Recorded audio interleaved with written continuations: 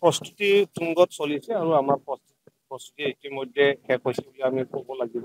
২৭ তাৰিখত আমাৰ দুৰাণ কাপ হ'বলৈ গৈ আছে।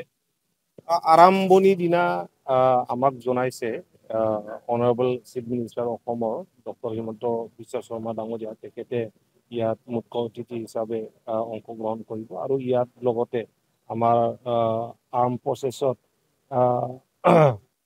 বিষয়ববীয়াসকলে থাকিব আৰু আমি ইতিমধ্যে ২৮ তাৰিখ আৰু সকলো কোকৰাঝাৰত হ'বলগীয়া মেটচেছৰ টিকেট আমি বুক মাই শ্ব'ৰ জৰিয়তে অপেন কৰি দিছোঁ আৰু ইতিমধ্যে বুকিংটো জাৰি হৈছে।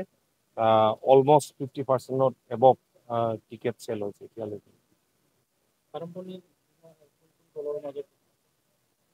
আৰম্ভণিৰ দিনা আপোনাৰ ইণ্ডো টিবেটান বৰ্ডাৰ পুলিচ আৰু কাৰ্বি আংলং মৰ্ণিং ষ্টাৰ এই দুটা টিমৰ মাজত খেলখন অনুষ্ঠিত হ'ব।